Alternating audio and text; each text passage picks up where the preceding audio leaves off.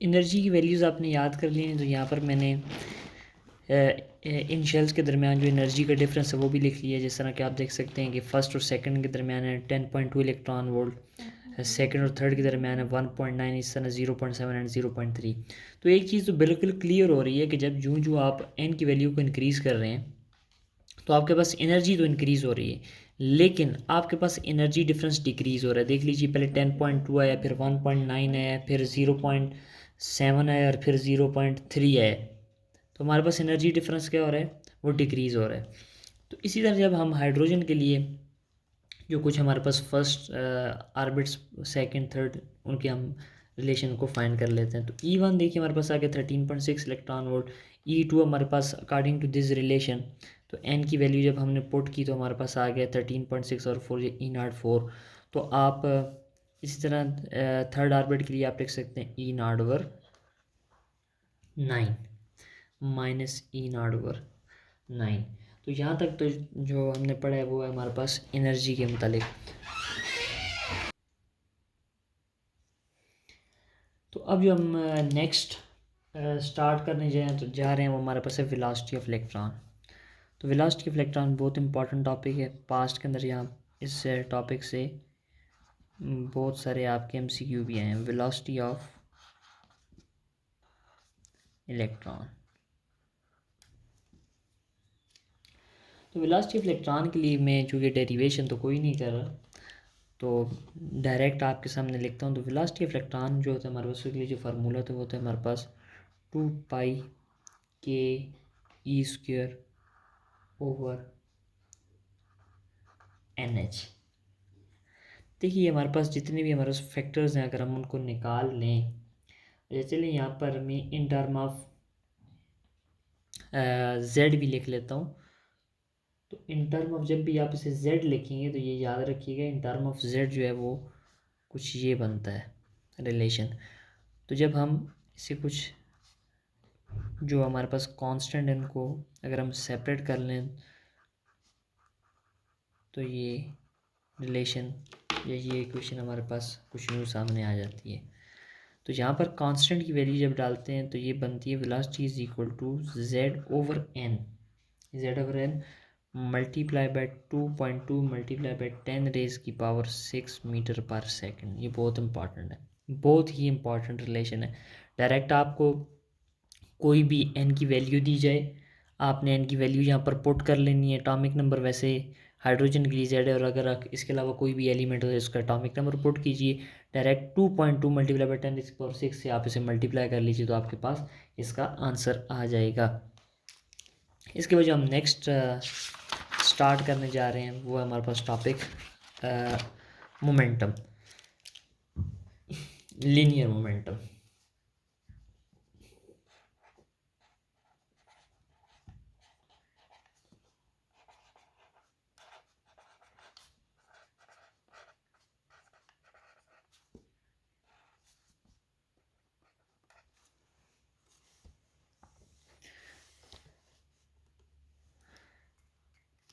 तो जो वेलोसिटी की हमारे पास इक्वेशन थी हम उसी को थोड़ा सा मॉडिफाई कर लेते हैं, हमारे पास मोमेंटम आ जाएगा।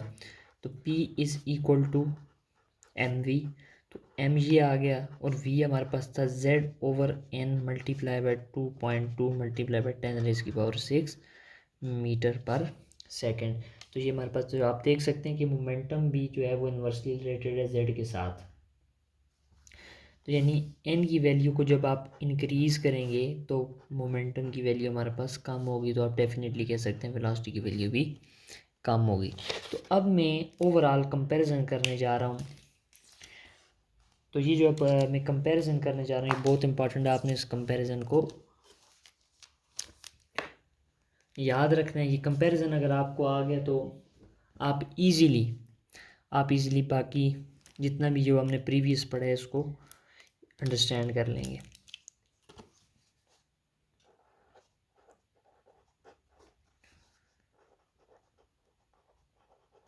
कंपैरिजन ऑफ n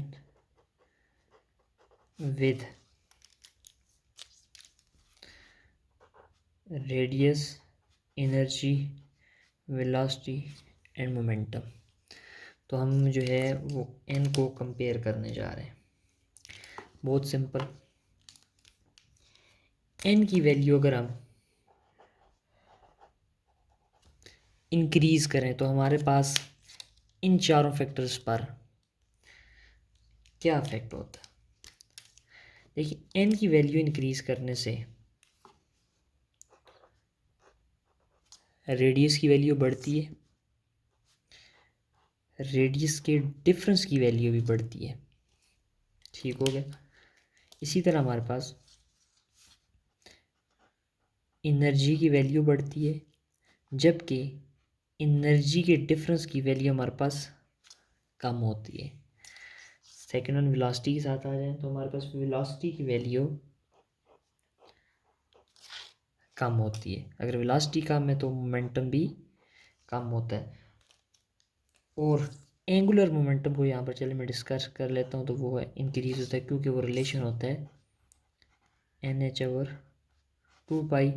तो यहाँ पर L जो है वो डायरेक्टली प्रोपोर्शनल टू N होता है। तो यहाँ पर जो हमारा नील बोर का था,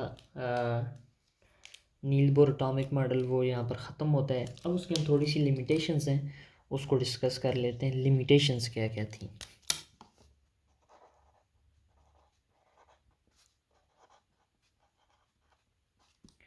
लिमिटेशंस जो हैं वो थियोरेटिकली अप्रोच के लिए या थियोरेटिकल बेस्ड या इंफॉर्मेशन बेस्ड जो क्वेश्चन होते हैं उनके लिए इंपॉर्टेंट होती हैं, वो आपको आनी चाहिए। सबसे पहले ये कि हाइड्रोजन लाइक आयंस पर ये अप्लाई होते हैं, लाइक आयंस मींस सिंपली जिनके पास एक इलेक्ट्रॉन हो। अब वो एक इलेक्ट्रॉन कई तरीक़ों से हो सकता है। वो सिंगली आयनाइज होने की वजह से भी हो सकता है, यानी सिंगल चार्ज है, सिंगल आयनाइज्ड हो, या फिर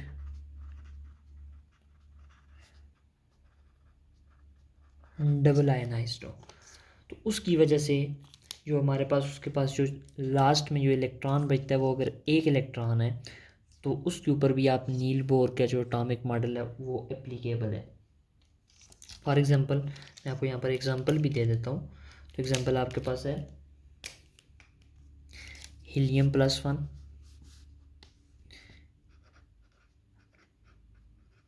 हीलियम+1, अच्छा लिथियम आ गया जी +2 में। तो इनके ऊपर भी आप इस मॉडल को अप्लाई कर सकते हैं। सेकंड वन जो इसकी लिमिटेशन है, यानी ये सिंपल आयंस के ऊपर, तो सिंपली आप इस सिंपल एलिमेंट्स के ऊपर आप इसे अप्लाई कर सकते हैं। जो सेकंड इसकी लिमिटेशन है, इसने स्पेक्ट्रम ऑफ एटम और आयन को एक्सप्लेन नहीं किया। किसको? Spectrum of atom and ions, उसको इसने एक्सप्लेन नहीं किया। और third one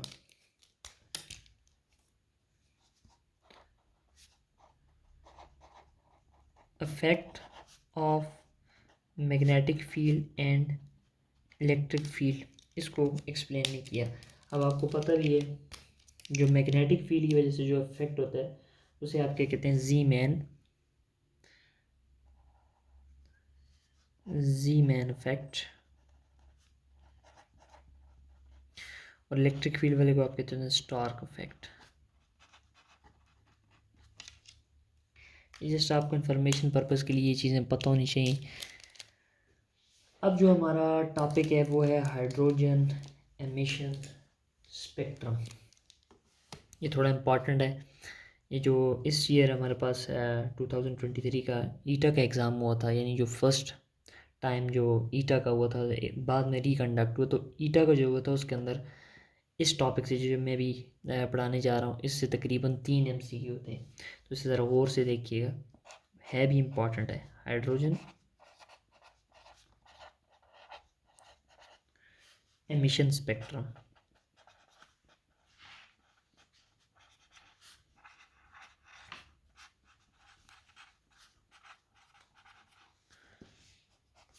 hydrogen emission spectrum.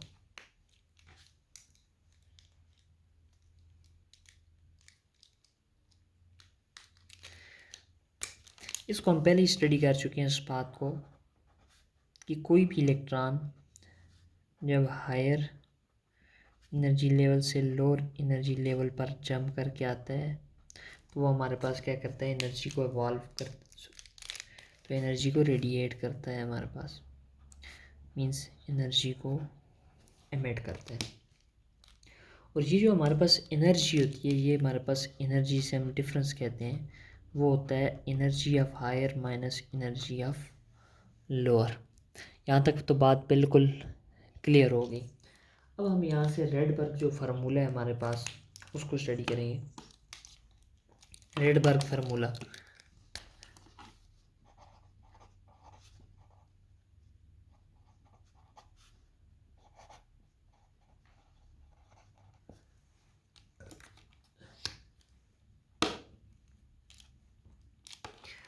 ये रेडबर्ग हमारे पास फार्मूला होता है, आप इसे सिंपली याद रखना है। हम लिखते हैं 1/λ is equal to R, hydrogen के लिए 1 इंटू ई का स्क्वायर माइनस 1 इंटू एन का स्क्वायर।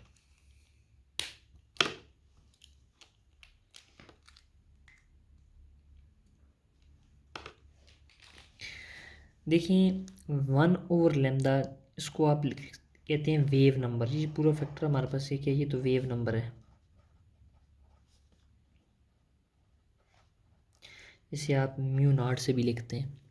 तो यहाँ पर लेमदा है तो देखिए c is equal to f lambda, lambda is equal to c over f. तो यहाँ पर आप पुट कर लीजिए तो आपके पास बचता है c over f is equal to R into 1/, P का स्क्वायर माइनस 1/, एन का स्क्वायर। ये जो पी हमारे पास है ये वो ऑर्बिट है जहाँ पर इलेक्ट्रॉन आया है हमारे पास पी, और जहाँ से आया उसे आप एन कंसीडर करते हैं। तो इसे आप इस तरह भी लिख सकते हैं F over C is equal to R into 1/, P का स्क्वायर माइनस 1/, एन का स्क्वायर।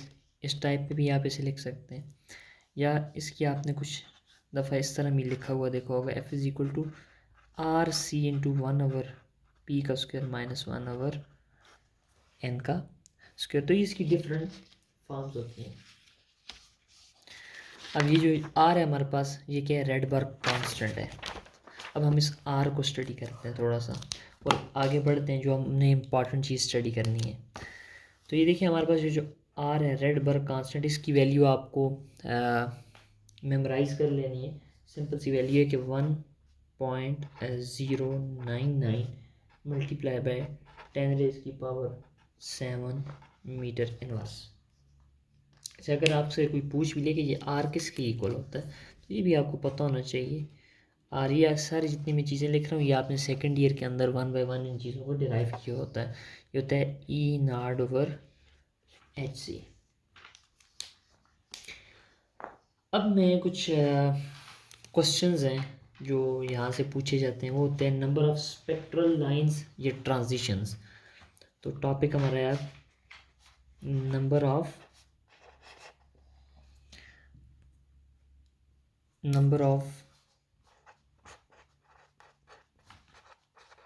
स्पेक्ट्रल लाइंस और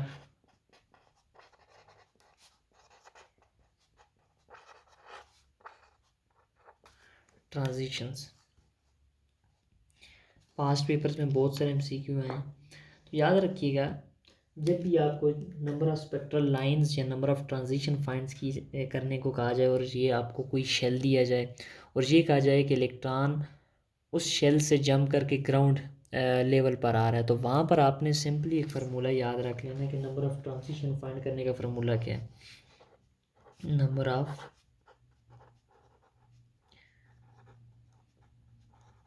ट्रांजिशन, तो वो होगा n into n-1 divided by 2। For example हम एग्जाम्पल के तौर पर कंसीडर कर लेते हैं, अगर एक इलेक्ट्रॉन फोर्थ शेल से ग्राउंड में आता है, यानी पी क्या है हमारे पास 1, तो याद रखिए ये सिर्फ और सिर्फ वैलिड है उस वक्त तक जब तक आप कहते हैं ग्राउंड पर जंप करके आए किसी भी शेल से। तो आपने यहाँ पर 4 यानी फोर्थ शेल से है तो यहाँ पर पुट कर लीजिए, तो ये होगा 4 इंटू 4 माइनस 1 डिवाइडेड बाई 2। तो 4 3 ज़ा 12, 12 डिवाइडेड बाई 2 6। तो number of transition spectral lines हमारे पास आ गई 6।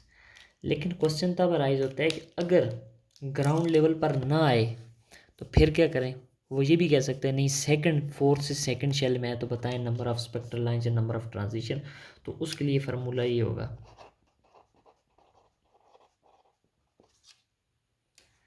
फार्मूला सिंपल से n2 minus n1 n2 minus n1 plus 1 divided by 2। For example कोई एग्जांपल कंसीडर कर लेते हैं। हम कहते हैं n1 है 7, n2 है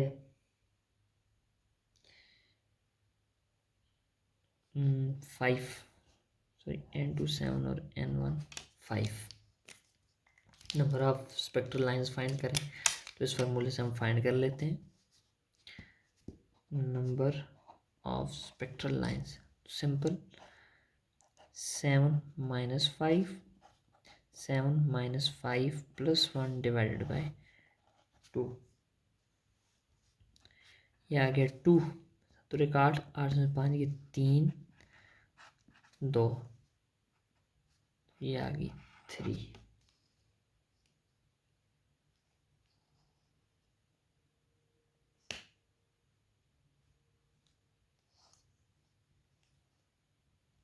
तो नंबर ऑफ स्पेक्ट्रल लाइंस हमारे पास यहाँ पर कितनी है, वो है 3।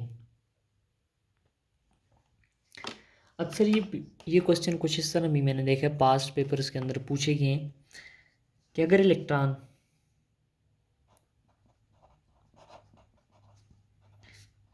फिफ्थ एक्साइटेड स्टेट से फोर्थ एक्साइटेड स्टेट में है तो बताएं नंबर ऑफ स्पेक्ट्रल लाइंस। देखें तो यहाँ पर आपने कंफ्यूज नहीं होना। तो फिफ्थ एक्साइटेड स्टेट का मतलब ये है कि सिक्स्थ शेल, और फोर्थ एक्साइटेड स्टेट का मतलब ये है कि फिफ्थ शेल। तो यहाँ पर आप पुट कर लीजिए simple 6 minus 5, 6 minus 5 plus 1 over 2, यह है क्या 1, 5 के 2, that will be the 1 will be the answer। तो आपने ये क्वेश्चन याद रखने। अब ये जो स्पेक्ट्रल लाइंस हैं इनके ऊपर कुछ हमारे पास सीरीज़ हैं जो आपने पढ़ी हैं तो उनको हम 1 बाय 1 जस्ट रिवाइज करेंगे क्योंकि वो आपने पढ़ी हुई है सीरीज़। तो स्पेक्ट्रल लाइंस, स्पेक्ट्रल लाइंस इनको जो डिस्कवर किया था वो पाल्मर ने किया था। जो फर्स्ट स्पेक्ट्रल लाइंस या डिस्कवरी जो सीरीज़ की थी वो किसने की थी, पाल्मर ने। जब भी इलेक्ट्रॉन जंप करके फर्स्ट ऑर्बिट यानी ग्राउंड लेवल पर आता है तो जो हमारे पास सीरीज ऑब्टेन, चलें यहाँ पर मैं एक टेबल बना देता हूँ। लाइमन, बाल्मर, पेशन, ब्रैकेट, पेफेंट,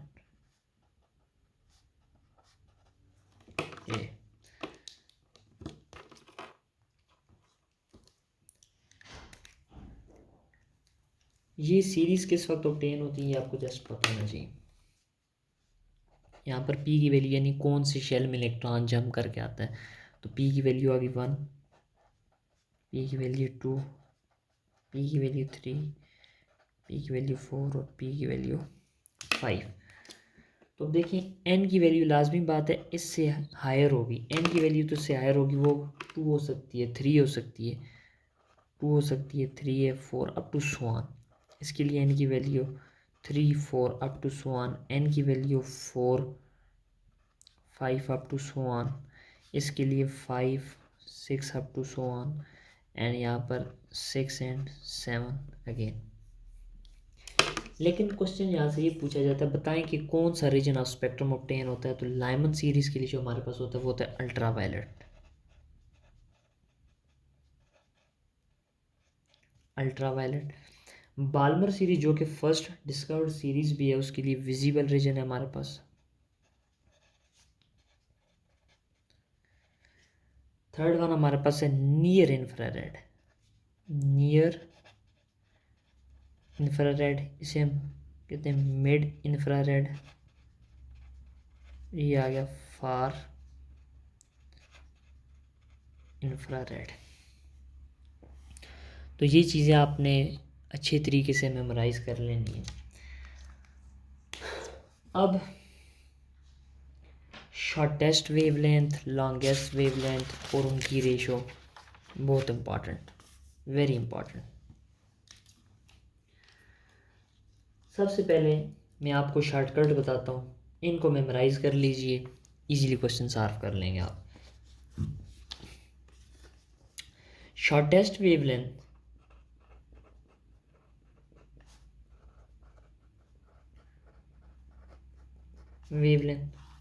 इसका फार्मूला होता है p² divided by r। p से मुराद वो शेल है जिसमें इलेक्ट्रॉन जंप करके आ रहा है। सेकंड वन हमारे पास है longest wavelength.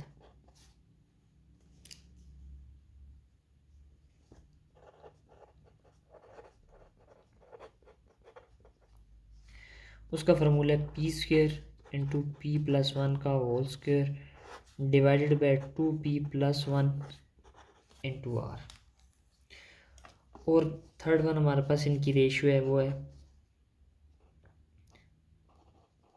Longest to shortest, तो वो आ गई p+1 का होल स्क्वायर। बेसिकली यही फार्मूला है, p+1 को इसमें से p² r को हमने, वो शॉर्टेस्ट था तो उसको यहाँ पर लेकर आए तो रेशियो आ गई p+1 को होल स्क्वायर 2p+1, ये आ गया हमारे पास। ये तीनों फार्मूले आपको याद होने चाहिए। फॉर एग्जांपल मैं एग्जांपल के तौर पर आपके सामने एक क्वेश्चन को सॉल्व कर लेता हूँ। Shortest wavelength for Balmer series. तो बाल्मर सीरीज़ में इलेक्ट्रॉन जंप करके आता है सेकंड एनर्जी लेवल में, सेकंड एनर्जी लेवल में आता है। लाइमन में फर्स्ट, बाल्मर में सेकंड। तो यहाँ पर शॉर्टेस्ट वेवलेंथ में, चल मैं बाल्मर के लिए तीनों फाइंड कर लेता हूँ। लेमदा शॉर्टेस्ट बाल्मर के लिए क्या हो गया, p यानी 2 का स्क्वायर 4/r। अच्छा जी, इसके लिए हमारे पास लॉन्गेस्ट क्या होगी, p² मीन्स 4 आ गया, 2 का स्क्वायर 2+1 3 का स्क्वायर 9 आ गया, 2p यानी 4+1, यह आ गया 5 और यह आ गया r। तो आप से लिख सकते हैं 36/5r। अब मैं इसकी रेशियो भी लिख लेता हूँ, लॉन्गेस्ट टू शॉर्टेस्ट। तो आप फार्मूला में पुट कर लें, चलें फार्मूला में पुट करते हैं 2+1 का whole square divided by 2 multiply by 2+1 का 2+1। तो ये आ गया 2+1 3 का स्क्वायर 9, 2 2 4+1 5। तो ये हमारे पास रेशियो भी आ गई। तो इसी के साथ ये जो हमारा चैप्टर है वो अख्ताम पजीर हुआ, और आई होप सो कि आपको बहुत कुछ सीखने को मिला होगा। तो इस चैप्टर में चूँकि स्पेक्ट्रम सिर्फ लिखा हुआ है तो थोड़ा बहुत जो रिलेटेड टॉपिक्स वो हमने किए, तो ज़्यादा आउट ऑफ लिमिट जाकर पढ़ाना किसी चीज़ को, उसका कोई फ़ायदा नहीं। एक चीज़ है जितनी पूछी गई है या जितनी आपको आनी चाहिए वो बहुत इम्पॉर्टेंट है बनिस्बत इसके कि आप उसको जो है वो ओवर लेकर और बहुत सारी एक्स्ट्रा चीज़ों को गेन करें और वो फिर आपको बाद में याद नहीं रहती। तो जो कुछ लाजमी था वो मैंने आपको पढ़ाया, और उम्मीद है कि आपको इस चैप्टर से बहुत कुछ सीखने को मिला होगा। तो हमें याद रखिएगा। अल्लाह हाफ़िज़।